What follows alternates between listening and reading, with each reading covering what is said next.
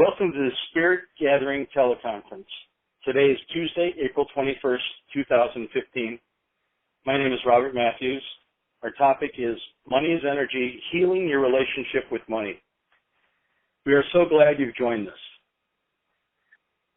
So let's take a moment now to get settled, to center ourselves, to let go of the events of this day, and to begin to enter the deeper, sacred space within ourselves.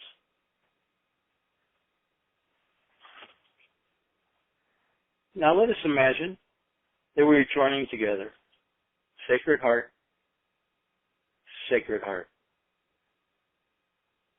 with every other person on this call right now, and to all the people that might be listening in the future. Now, let us imagine that we're joining together in a circle with a light or flame or fire in the center. Imagine a spoke of light coming from the center of the circle to your heart, and for each person on the call tonight or listening in after. Now we are connected, sacred heart to sacred heart.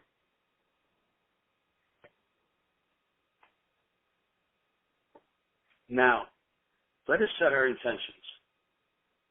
We listen to one another with compassion and curiosity. We ask for what we need and offer what we can. We deepen our connection with one another and the divine. May this sharing serve us, our communities, and the planet. And so it is. So tonight, we're going to talk about how money works on an energetic basis. I only ask two things of everyone listening. And these two things are, one, don't believe anything I say. I want you to try it for yourself. And two, and this may sound a little strange, what I'd like you to do now is take your two hands together, raise them to your head toward your mind, gently pull your mind out of your head and place it on the floor next to you. And you can leave your mind there for the amount of time we have together. Because what I found is the mind I haven't found a lot of uses for the mind. Let's just say that. I'd like to give you a brief description of my background, very brief. I became involved with the church by taking a series of 4 classes, week-long classes over 2 years that were taught by Frank Elper, who at the time was a bishop of Tzaddi. And this was probably 25, 30 years ago. He's since passed away. He used to teach out of Phoenix. I have learned over my life various healing modalities, homeopathy, different methods of hands-on healing, including 4 years with Barbara Brennan's School of Healing and other courses. We're almost really too many to name. Not from bragging, but I just always wanted to learn. Also, I started a CPA firm that I had for almost 30 years, where I managed people's money in the entertainment field that was located in Beverly Hills, California. And I sold that just recently, a few years ago. What I'd like to start off with first is what I call the 5 basic steps to healing your relationship with money. Now, before I go into these 5 steps, I wanted to mention one thing so I don't forget. What I've experienced in my life is that everything anyone needs in the moment is right in front of them. It's right there. A person might not see it. they might be running all over the place and avoid it. But and I've done it many, many, many times. But I've seen more and more over the last few years how everything I need in that moment, I might not want this thing or something else, but everything I need in the moment to continue moving forward is right there for me. Okay. Also, I wanted to mention something else is everything I'm talking about, I've experienced. I know it works. And the reason I know it works is because I've tried everything else possible and learned what didn't work. And what was left were the things that worked. I didn't read any books about this. This is all from experience, from my own experience, from working with my clients, and from my golden retrievers. I learned quite a bit from my goldens. The 5 basic steps. First one is I take full responsibility for everything in my life. Everything.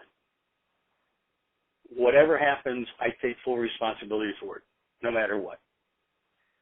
The second step is that of breath, of just to breathe. The third step is that I observe nothing is good or bad, it just is.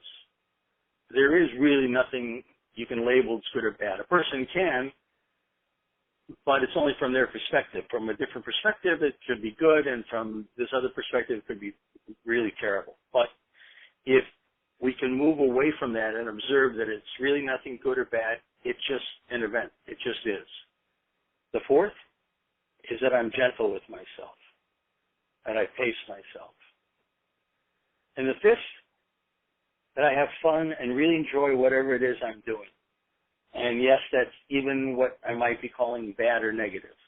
I enjoy that also. So if I'm having something terrible happening, then I want to, as best I can, actually enjoy that. The reason I found with the fifth step, the reason I found that is that if I'm enjoying it, I'm actually opening up my energy field, and so whatever's passing through me will move through much easier and much quicker. Whereas in the past, if I constrict everything, then it just stays within me. How I learned a lot of this is when I was much younger with my practice, I found that I was experiencing a lot of pain at times, but I didn't even realize that I was experiencing pain. And so what I would do is I would literally, because I didn't want to see things, I didn't want to experience things in my life, so I would ignore them, and how I would ignore them is I go into either drink or doing recreational drugs or sex or buying something. I was also big at buying things. And I would do all of those to stop the pain.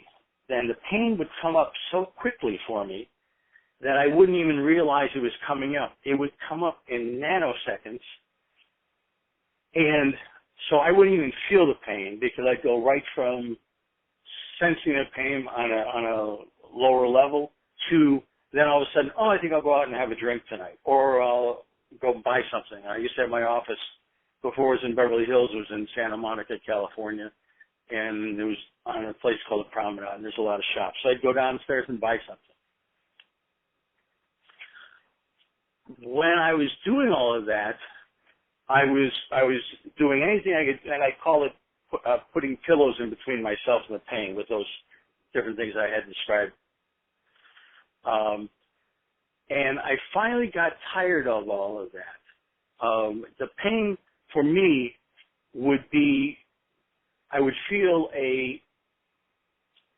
like a hand coming up in my stomach, and it'd come up from the stomach and come up and then grab my heart and squeeze my heart and cause me a tremendous amount of pain. And I wouldn't even remember, except now I'm kind of remembering it. But if I hadn't given these classes before, which I used to give classes a day or 2 days long, if I hadn't have given the classes talks before, I wouldn't even remember this pain coming up inside of me. It would just come up, and it would be so painful. And so I tried all those different things I mentioned, and finally what I decided to do was one day, and for me the pain would get triggered mostly by disappointment with a woman. She'd break a date or we'd break up or whatever, and that would trigger a lot of pain for me. So this one time this girl canceled a date, and instead of going to smoke some marijuana or having some drinks or whatever else I normally do, I decided to stay with the pain. And because I've tried everything else and nothing else was working. So I decided to stay with the pain. I'm living in a house in West LA at the time, and I lay on the couch, and the pain starts coming up. And the little voice inside of me would always say, if you better do something, and if you don't do something, the pain's going to get worse. And the voice was always correct. Always, always, always correct, because it would always get worse. And as it would get worse, then I'd think, okay, well, maybe I should go have a drink, or maybe I should, call up a girl to have sex, or the other things I mentioned. And so this time I decided I'm not going to do anything. I'm just going to lay there and experience the pain. So the pain would come up, and the pain would come up more, and it'd come up more intense. And the little voice would say, you better do something. It's going to get worse. It's going to get worse. And I just stayed there, and I laid down, and I was crying, and I was doing this for a few hours. And during that period of time, my body was shaking. The energy was vibrating inside of my body. My body was shaking. I didn't know what to do. I was crying. I was telling myself at times, I'm not going to die. I didn't consciously think I was going to die, but I was kind of just reassuring part of myself that I wasn't going to die. And every time the little voice would tell me that it's going to get worse, it did, and the pain would increase. And I kept doing this for a few hours, and then I just stayed with it. And then all of a sudden, the little voice came up again and said, you better do something now or it's going to get really bad. And it didn't. It didn't get any better, but it leveled off. The pain was still there. I'm still crying. I'm still vibrating. I'm still scared. But it didn't get any worse. And then I noticed that it continued not to get any worse. Now, I'm not getting better, but it's not getting any worse. And so part of me is watching that. And so I started to get a little cocky, because I used to be really cocky when I was younger. I slowed up a little bit since then. So I decided to ask for more pain, because I figured, all right, well, it's not getting any worse. Come on, give me some more pain. And as soon as I started doing that, the pain totally leveled off and started to drop off. And then it went from a level of 9.5 down to 6, and then down to 3, and then the pain was gone. It was just gone. And this is a pain that I realized at that time I had had my whole life. I had had from being a little kid all the way up until that point in my life. And that pain had kind of run my life, and the energy from that pain had run my life. A few days later, the pain came up again. The little hand in my stomach came up again to grab my heart, because something, again, disturbed me for some reason. And it grabbed the heart, and then it just dropped away. A few days after that, the pain came up again, and something came up with it, and the hand came up and didn't even grab the heart and dropped off. And then from that point on, it never was there again. It had gone. It had totally left my system.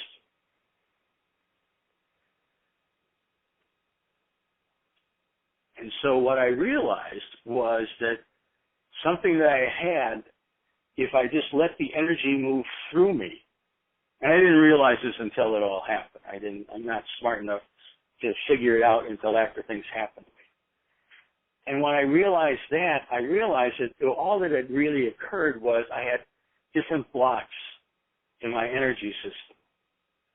And I was always holding on to them. And when I finally let it go, and that's all I did, I finally let it go and moved through, it was gone.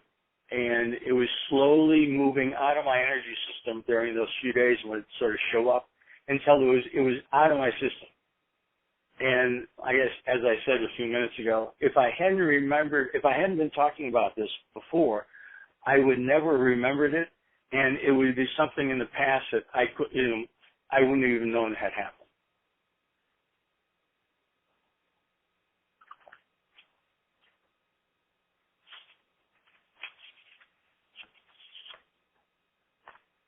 So I took full responsibility for everything that happened at that point in my life. I was breathing. I was moving the energy through. I'm going through these 5 steps. I was observing that nothing was good or bad. I wasn't judging what was going on. I was just letting it happen. I was being as gentle with myself as I could as the energy was flowing through. And it wasn't really a lot of fun until toward the end. So I didn't necessarily enjoy it until I could see the voice inside me that's saying, oh, it's going to get worse, it's going to get worse, was lying. It was just flat out lying. It was just flat out lying. And it just was a way to control a person, myself or anyone else, really. So I went through all those 5 steps. And I didn't know I was going through those 5 steps because those 5 steps didn't exist to me. I just went through it the way I described it to you without having any foreknowledge of what was going to happen or not happen. And the only reason I did what I had done with laying on the couch was because I tried everything else and nothing else had worked.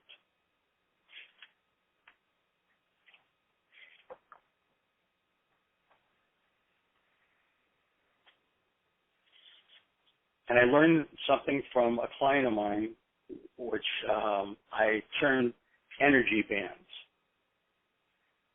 So similar to what I was just discussing, but what I found is there's literally energy, there's bands of energy around a person that keeps them at a certain, that's maybe the wrong word, or wrong phrase. It can keep them at a certain level of income and expenses, of having money or only having just a little bit, or having some money and then something comes up and it goes away. You might have experienced this in the past where you get an extra amount of money in from some source. You didn't know, you weren't expecting it. Maybe you got a bonus. Maybe a friend of you paid you some money. Maybe somebody just gave you some money. Maybe you won some money in the lottery. Doesn't really make any difference. You get an extra amount of money than you were counting on coming in, and then all of a sudden what would happen is something would happen in your life where a tire would blow out in your car and you need to replace the tire, or all of a sudden you had a toothache and you'd have to go to the dentist, or anything else, or your shoes or you'd see a new pair of shoes because your old ones were wearing out. It doesn't really make any difference. And you would think to yourself, wow, am I lucky because I just had this additional amount of money? Or the reverse would happen is that your car would break down, or you or out of work for a bit, or any other drain on your money. The refrigerator broke, and then something would show up where you have just the exact amount of money or close to cover that expense. And again, you'd say, wow, I was lucky. And what I've experienced is that was never true in either case.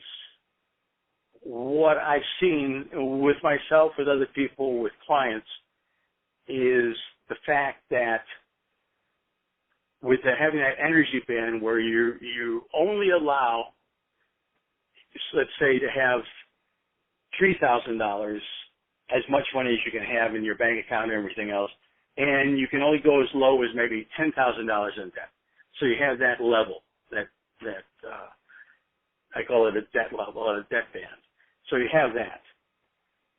And if you go above that to where you have like $4,000, then what happens with an individual is they'll create something to bring them back down into that level. And if you go below, say, that $10,000 in debt to $11,000, you'll have something that will come in that will bring you back up. So you always stay in this debt level, this band of debt.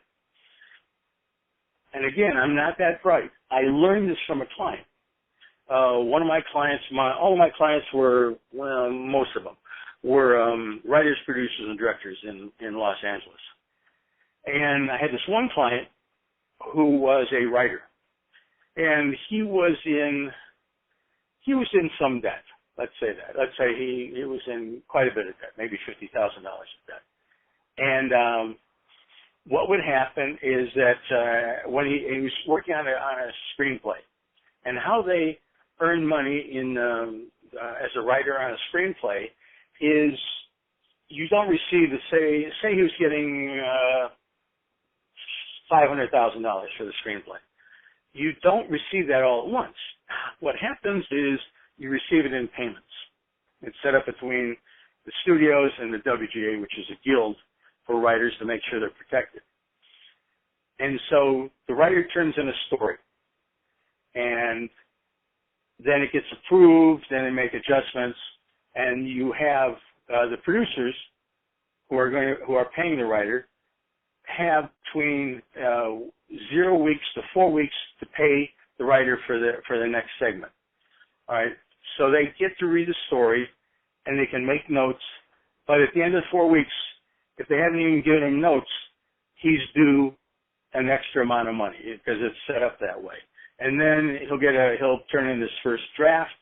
They'll write notes, give it back to him. Again, he gets paid when he turns it in, and he'll get paid within another 4 weeks, regardless of whether they give him notes or not. So it's also on their producer's end to make sure they're doing work for him and getting notes and information back, because they're going to have to pay him no matter what.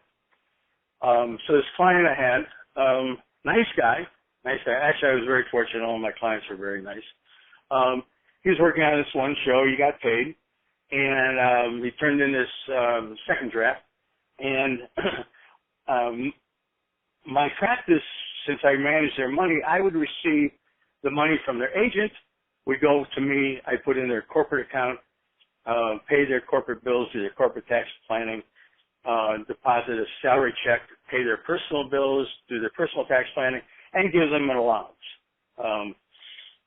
So with this gentleman, he had turned in the draft, and so instead of just getting the first check for the second draft, the studio paid for the second draft that he received, and then they gave the next check for the 4-week reading period.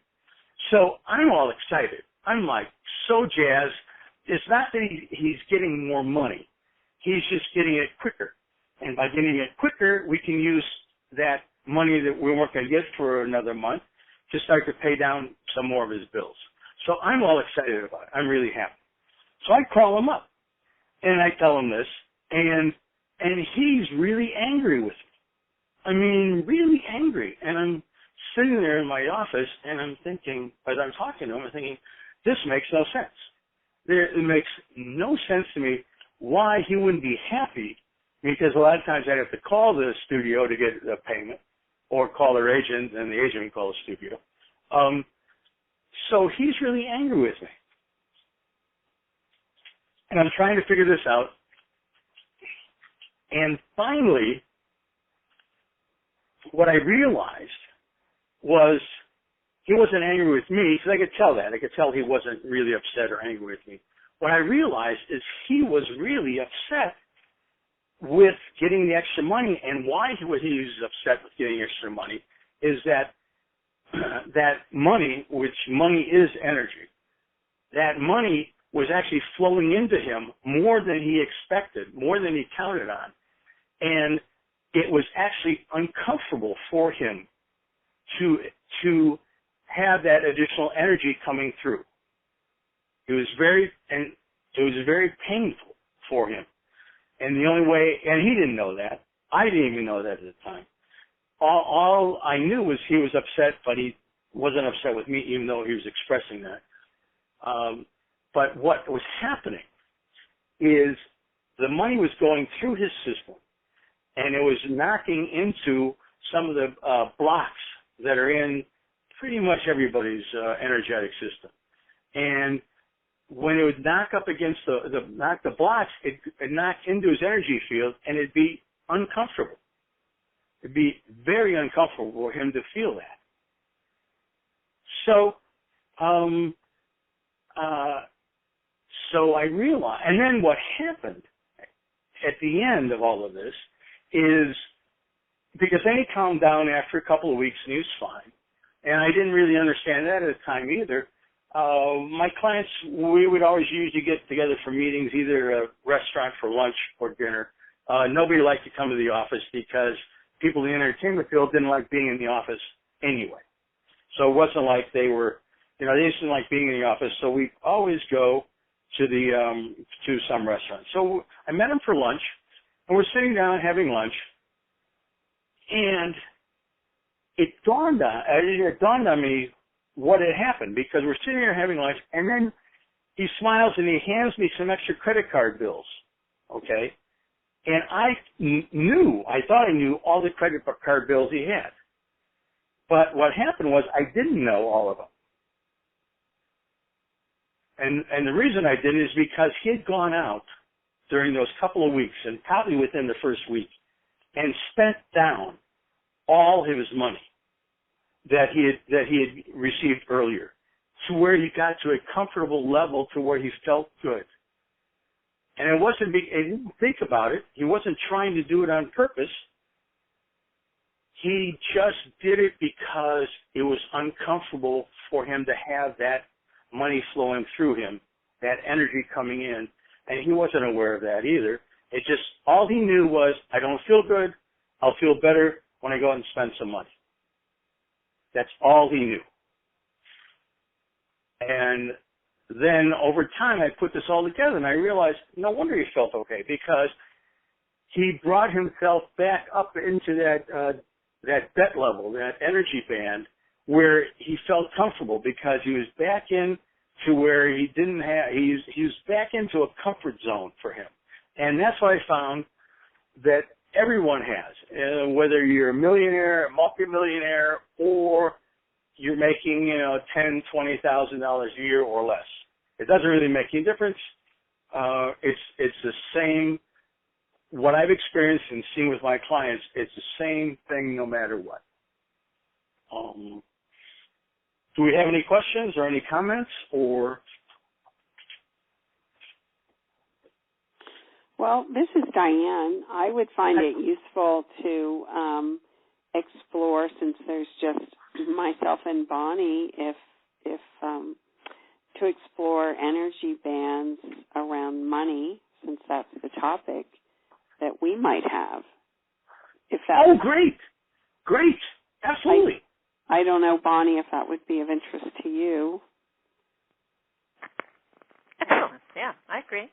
Yes. I'm enjoying this. This is very helpful.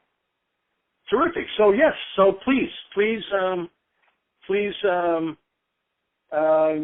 share. That'd be fantastic. Okay. So my story is that I've been in the information electronic publishing industry for a long time. Like 20-some years, and okay. I've been on the money front. I've had very good money, and I would say, like kind of surprisingly, like I just never knew. I just, it happened. It was great, and there was always plenty. And about 4 years ago, I was with a company that was sold, and the CEO was very nice and very good and technically very able, but didn't have enough to keep us going, and so the company all but dissolved.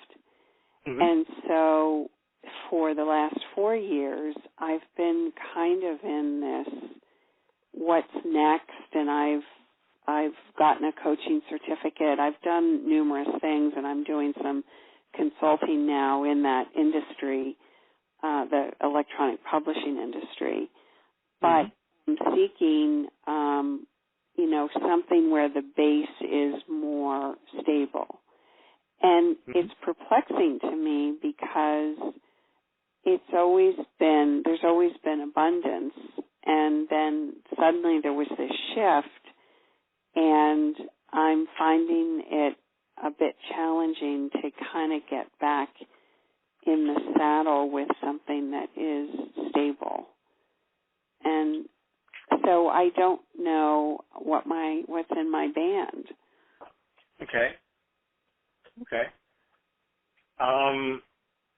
Let me ask you this: do you find it necessary to know? Well, I'm curious. The knowing part is whatever I need to know to move forward, and to where there's a break in the energy flow. Those would be the words I would use. Where you were talking about a block, there's a kink somewhere in the system, and so it's where's the kink, and where's what do I need to do to open that to greater flow. Great. Perfect. Okay, great. Okay. Thanks, Diane. Now, just Bonnie, would you want to share with anything about? First of all, are you done sharing right now about? I am. Great. Okay. Perfect. All right, Bonnie, would you like to share anything? In regards to what I heard or myself, are we? Regards to your story. Yes, your story. So my story's a little different. Money has always flowed. Let me say I've kind of been a Pollyanna. Money just shows up, like you say. Whenever I need it, it's there. But beyond, how do I say that? Yeah. Not sometimes abundantly, sometimes not. But like I'm saying, if I need a car payment, there the money is. So I'm in the energy field and working professionally, helping people, not on money, if you believe that, on everything else but money. And I started back with Frank Alpert too. In fact, I worked for him. We probably met. I worked for him for 3 years. With did all the carousels. Yes, I would come and do all the carousels for him and that's what they're called, carousels. That's right. They're called. Yeah, right. And so I was a student for I think 2, and then he hired me, and then I went to work for him for 3 years, and then he told me to go open my umbrella and get out. Right. And that's what I've done ever since. I've done that ever since. I've been working, in the capacity as a healer on many levels.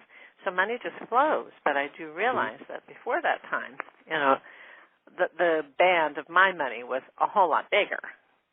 So I know that it has something to do with, what is it to me? Okay, it feels like to me that this is just, it's a skill set that I have. I've always had it, so it doesn't feel like it's me. Before the time when I met Frank, I was a hairstylist for 20 years, owned my own business. It was very successful, hugely. But when I went into the energy field, I thought, well, this really isn't about me. This isn't me doing any of this. It's just something that, my soul, my higher self always knows the answer, knows how to help people, support them. So my energy band is really small now, and it is very concerning. And I understand it. I just don't know how to break out of it. So I guess maybe Diane and I are both saying the same thing. What is the thing we're missing, or what am I missing that I need to be brought to my attention? Yeah, where there was great abundance, and now it's shifted. Right. Cool. Okay. Good. Yeah. So it sounds like you're both saying in different ways similar things. Okay. Great. So let's do a meditation. How's that? Okay. And I think we have only about 15 minutes. I know. That's why I wanted to just do the meditation. Because I think that might help the most. Let me also say, if you want additional help, I'd be glad to do that with you. You can reach me at goldenhealer@aol.com. That's GOLD, gold, the letter N as in Nancy, HEAL, the word heal, and the letter R as in Robert at AOL.com.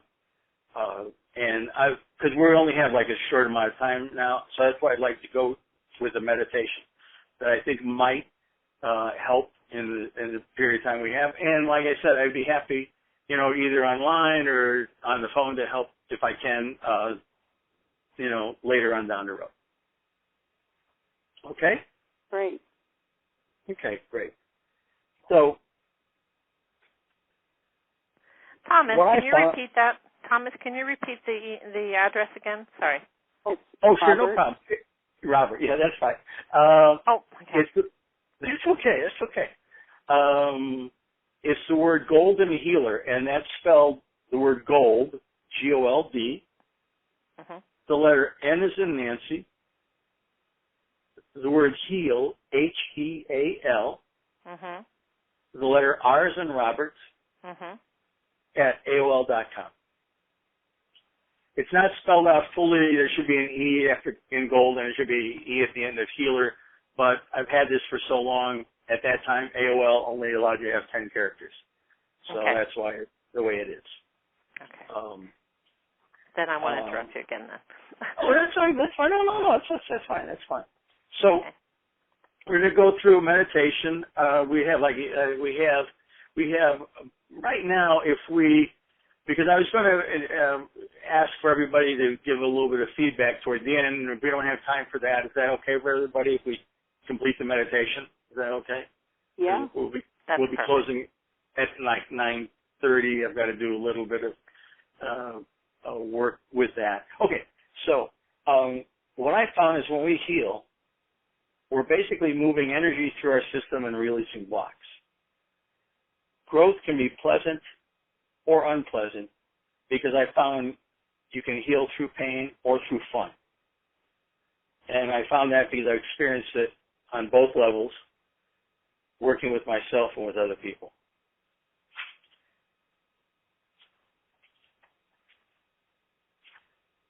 So what I'd like to do is start a meditation now. I call it the garden hose meditation. So what I'd like you to do is sit in your chair, or if you feel better, laying flat on the floor. Go with whatever your awareness tells you to do. If you want to take off your shoes, do that. Leave your shoes on. It doesn't make any difference. Now I'd like you to start to breathe gently. Remember, it's a breath that opens up and expands your energy system. As you go into a quiet space, let the trials and tribulations of the world fall away from you. As you breathe in life. As you exhale away all the negativity that you've stored. Let it move through the system and move out.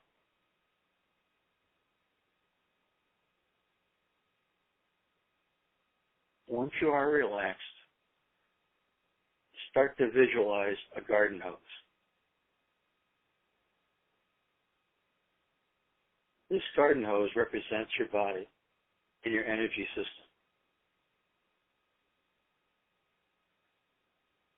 Visualize the garden hose with it being holding up the top part and the bottom just dropping down.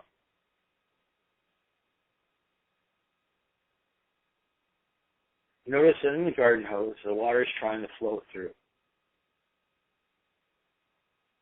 See the pebbles, rocks, twigs, and sand that are banging around inside the garden hose. And see a hand that is tightly holding the garden hose near one end at the top, and notice how little water is able to flow and move out to the end of the hose at the bottom. Finally see that that hand holding tightly onto the garden hose belongs to you. You may wonder why you're squeezing it so tightly, because you can see the tightness and the restriction are causing all the grief, all the problems. Notice how the restriction is not allowing the twigs, the sticks, and the branches or stones, the sand, and even the pebbles to move through your system. As you look at it, you'll find yourself thinking, all I need to do is just release the grip. At the same moment, you may start to feel some fear. You may not want to release the grip right now.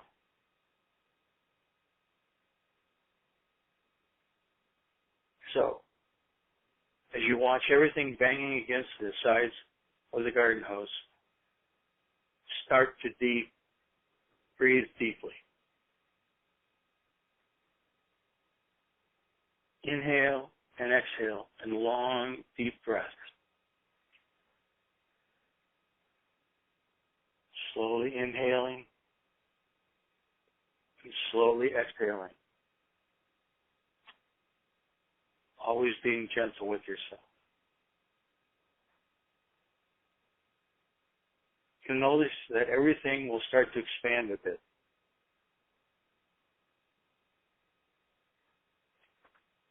Now think to yourself, maybe, just maybe, if I open up my hand just a bit, it'll be okay. Not a lot, just a little bit.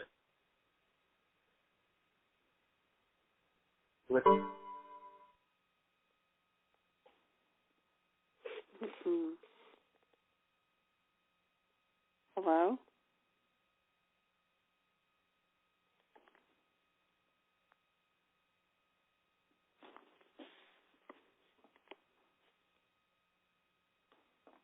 Hello?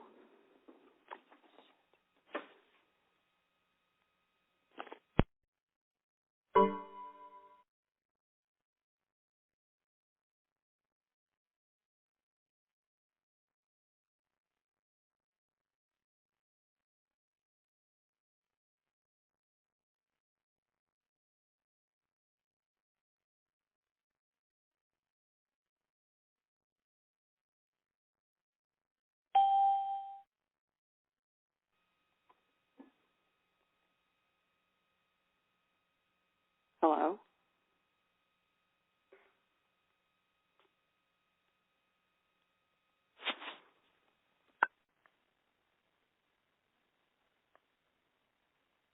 Did we lose him?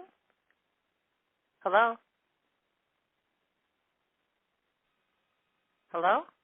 Hello? Hi. I think I hung up and dialed back in. I think he got dropped. Oh. Whoa, okay. We were just letting go of the hose. Yeah, we dropped him. Oh, good. Well, is he going to log back on? I guess. This is all being recorded, so maybe we can just sit and we were breathing and Let go of the hose. let go of the hose and see what happens. This is quite nice. Where are you? Oh, goodness. Okay. Huh. I bet he's still talking, thinking he's online. I think so. Yeah, and it's not going to help to email him because he's going to be, talking. you know. Mm-hmm.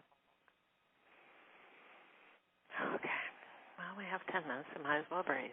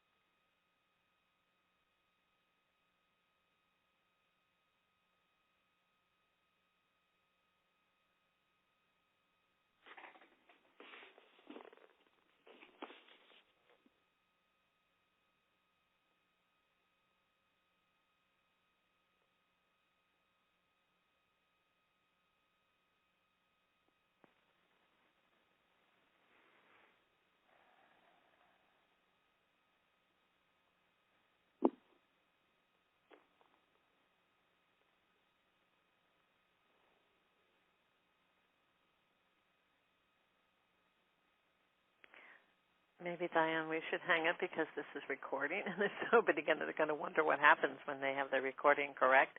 Right. I think that's a good idea, and maybe just pop an email to him. The poor guy is probably doing that, continuing the meditation, but he dropped off. Right. So, were you able to get the water to come out of your hose in a good stream? Yeah, it feels good. There's a lot of light around, letting go of the tight squeeze. So I'll pop an email to him and then see if he wants to finish the meditation another time. It was quite nice. That was very lovely. And thanks for sharing. Yeah, thank you. And I'll hold a vision for you that things open for you. I think we're in the same boat. Yes. A little bit, sounds like.